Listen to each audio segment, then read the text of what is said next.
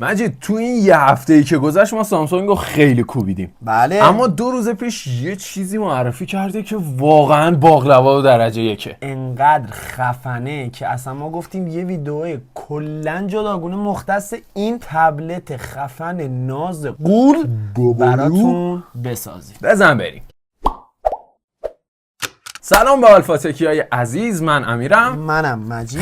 خیلی خوش اومدید به ویدیوی جدید خودتون. خیلی دوستتون داریم. امروز اومدیم که گلکسی S10 اولترا رو واسهتون معرفی بکنیم. جدیدترین تبلت پرچمداری که سامسونگ اومده 2 روز پیش تقریبا به طور رسمی معرفی شد. بله. و از الان بهتون بگم که خیلی خفنه. میخوایم مثل همیشه جز به جز بریم سراغ مشخصاتش رو ببینیم که چه خبره. از طراحی و ساخت و قیافه و فیس این تبلت قوی و قول که بخوایم براتون بگیم، کامل بدنه آلومینیوم داره. امین 2 تا دگمه داره، یه ولوم، یه دونه هم پاور داره.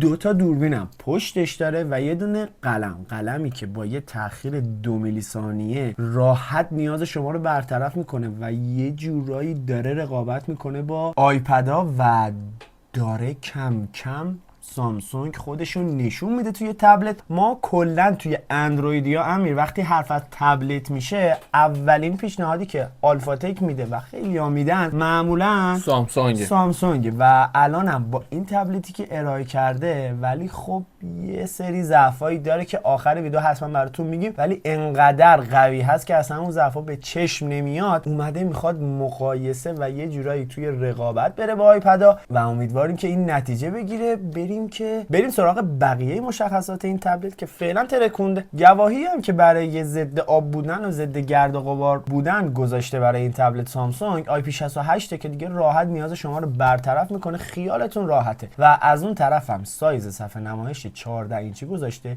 و یه طراحی خیلی نازک و باریک. بدنم که براتون گفتم آلومینیومه. یه نکته خاص داره که میمونه برای سیم کارتش. سیم کارت که قطعا ساپورت میکنه، ولی اگر خواستید 2 سیمش بکنید یه دونه ای سیمه. یعنی چی؟ سیم کارت مجازی. و خب ما همون تک سیمش رو فعلا میتونیم استفاده کنیم. فعلا ای سیم اونقدر توی ایران جا نیافتاده. به صفحه نمایشش که برسیم، این تبلت یه صفحه نمایش کاملا پرچمدار رو برخوردار هست. چرا؟ چون ما یه داینامیک امولد 2X روش سوار کردیم. ما که سوار نکردیم، سامسونگ سوار کرده و 120 هرتز هست و HDR 10 پلاس ساپورت هم هست که خیلی درجه یکه. و نکته خفنی که توی این تبلت هست، تقریبا 91% این صفحه رو صفحه گرفته. بله. یعنی حاشیه خیلی کمی داریم و واقعا جذابه توی صفحه نمایش بزرگ که استفاده خیلی درجه یکی میتونید ازش داشته باشید. اندازه دقیقش هم 14.6 اینچه که دیگه تبلت 15 اینچی به حساب میاد. و اندازه اوکی و استانداردی هم داره. خب قطعا این اندازه که زده یه جورایی اومده با اون قلمی که تاخیرش انقدر کمه، اومده برای طراحی و ما اولم گفتم اومده برای رقابت با آیپد. میمونه سخت افزار، سی پی یو، حافظه. اینجا ما 2 تا رم داریم، یعنی رم 12 و رم 16 و حداقل حافظه ای هم که برای این تبلت هست 256 و برای رم 12 یه 256 یه 512 و اگر رم 16 خواستین استفاده بکنین 1 ترابایتیه که دیگه خیلی خفنه. رم 16 1 ترابایت حافظه خیلی خفنه. میخوایم بریم سراغ سی پی یو که باید قوی باشه، باید خوب باشه. ما اینجا عجیبه، برخلاف این که گفتیم حالا مثلا شاید اسنپ دراگون باشه یا نمیدونم همون اگزینوس سامسونگ باشه، اصلا این خبرا نیست. اومده مدیاتک دایمنسیتی 9300 پلاس 4 نانومتری.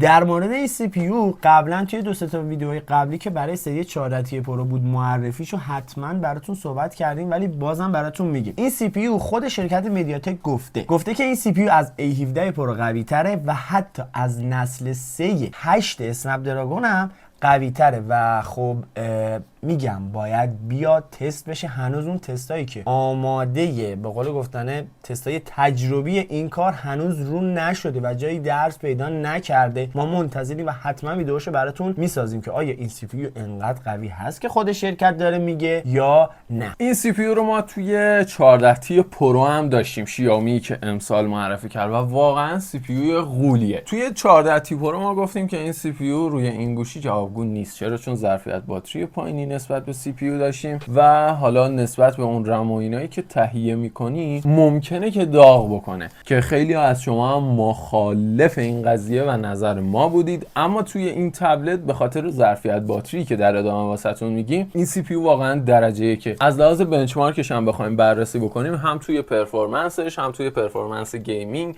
و اجرای نرم افزار و کلا هلس باتری و اینا همشون بالای 95 بودن.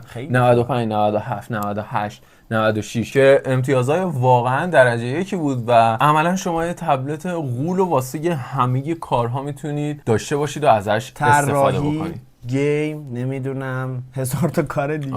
واقعا دیگه از این قول دیگه غیر از طراحی گیم واقعا دیگه کاری دیگه نمیشه داشته باشه. و همونطور که امیر گفت سراغ باتریش میخوایم بریم و واتی که داره 45 واته و از اون طرف 11000 باتری داره. 11000 دقیقش رو بخوام براتون بگم 11200 میلی آمپره که خیلی خوبه دیگه برای یه تبلت 14 اینچی و البته با یه قطر خیلی کم و یه بدنه آلومینیوم خیلی خوبه. این تبلت باید بیاد دستش بگیریم که متوجه بشیم که چقدر نازک خوش ساخته. و از سراغ دوربینش میخوایم بریم. احتمال 90% باید یه دوربین خیلی قوی داشته باشه. امیر حالا نمیدونم دوتا دوربین داره میتونه ساپورت بکنه، چون سی پی یو که قویه حتما باید 4K ساپورت بکنه برای عکس برداری و اینا. ولی خب معمولا کسی برای تبلت برای دوربین استفاده نمیکنه مگر اینکه کار ضروری داشته باشه، حالا بگه مثلا خب بزن یه عکس حالا بگیرم فعلا باهاش استفاده بکنم. ولی کلا تبلت ها روی دوربین نمیشه حساب بکنی. ولی خب این تبلت اومده این نظریه رو کاملا جابجا کرده. چرا؟ چون شما هم توی سلفی دوال کامرا داری،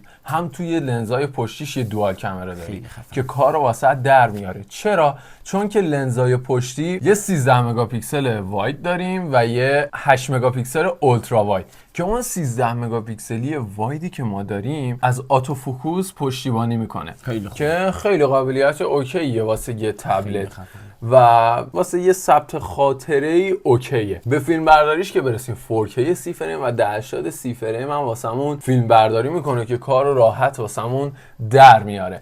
برسیم به لنزای سلفیش. نکته جذابی که داریم توی همین لنزای سلفیشی که بازم یه دوال کامرای واید و اولترا وایده که جفت 12 مگاپیکسلی. خیلی خفنه بچه‌ها. خیلی خوبه. اولین تبلتیه که انقدر روی دوربینش کار کرده و انقدر خفنه. دقیقاً. و باز هم نکته جالب توجه اینه که ما همون فیلم برداری که توی دوربین پشت داشتیم اینجا هم داریم، یعنی 4K 30 فریم و 1080 30 فریم که قشنگ اگه شما بازم میگم واسه یه ثبت لحظاتی، ثبت خاطره ای چیزی واقعا کار واسهتون در میاره. به نظر من نقطه ضعفی که این تبلت داشت میتونست، نمیدونم چرا سامسونگ آداپتور وات بالا هنوز نمیزنه، اما شما باتری 11000 خورده ای داری 45 وات ممکنه یه مقدار اذیت بکنه و مدت شارژ طولانی باشه. چون تبلت هم معمولا کسی میخره یه استفاده طولانی داره دیگه، هی احتیاج داره دم دستش باشه، جلوش باشه، اگه مثلا ترید میکنه یا فلان میکنه هی احتیاج داره دم دستش باشه و این سرعت شارژ باید بالاتر باشه. به نظر من یکی از نقاط ضعفش این بود.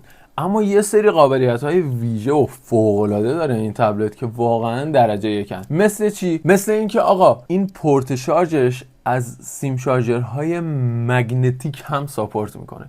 مگنتیک ها چی هن؟ اینه که شما آقا کانکتور از خود سیم جدا میشه، میتونی بذاری تو تبلت، هر وقت خواستی سیم رو بگیری میچسبه بهش و شارژش میکنی که واقعا قابلیت خوبیه. چرا؟ البته باید اون چیزی که استفاده میکنی استاندارد درجه یکی برای این تبلت رو داشته باشه و از اون طرف بتونه ساپورت بکنه 45 وات. بله. و زود نسوزه. چرا استفاده از این کابلا خوبه؟ چون شما زمانی که تبلت داری یه کانکتور انقدی که تایپ سی باشه بخوای بزنی به تبلتت، این خیلی آسیب پذیریش زیاده دیگه. مثل گوشی نیست که همش دستت باشه. یه لحظه اینجوریش میکنه کانکتور میشکنه، از این ور میذاریش گیر میکنه یه جایی کانکتور میشکنه، بردل خراب، همه رو میزنه داغون میکنه. اما این یه پوینت مثبتیه که میتونید کانکتور رو بذاری توش بمونه و هر وقت خواستید سیمو از طریق آهنربا متصل بکنید. اسپیکرش رو نگم واسهتون، 4 تا اسپیکر استریو داره، خیلی خفنه دیگه. یه اسپیکر JBL گنده انگار همراهت گذاشته. آره و واقعا واسه تبلت خیلی خوبه درجه یکه. فیلم ببینی وای با این صفحه نمایش خیلی درجه یکه. یکی از قابلیت‌های خفنی که این قلم داره و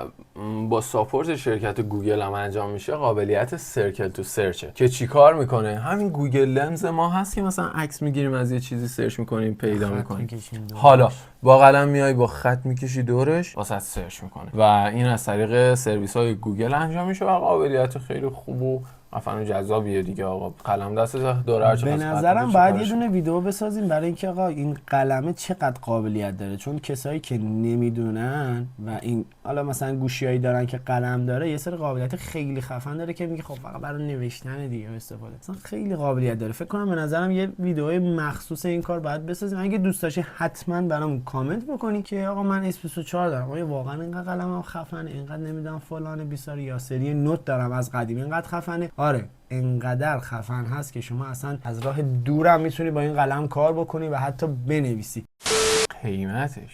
قیمتش 1200 یوروه و خب نسبت به این تبلت شاید فکر کنید که آقا گرونتر باشه، ولی اگر واقعا بخواید روی کاغذ در نظر بگیرید، رم 16، حافظه 1 ترا، دوربینای سلفی دوگانه هم برای پشت و هم برای جلو، دیگه برات بگم اسپیکرهای خیلی خفن و این قابلیت خفنی که توی قلمش هست، این صفحه نمایش درجه 1 قول نه به نظرم کم هم هست، باید حداقل 2000 یورو میرفت.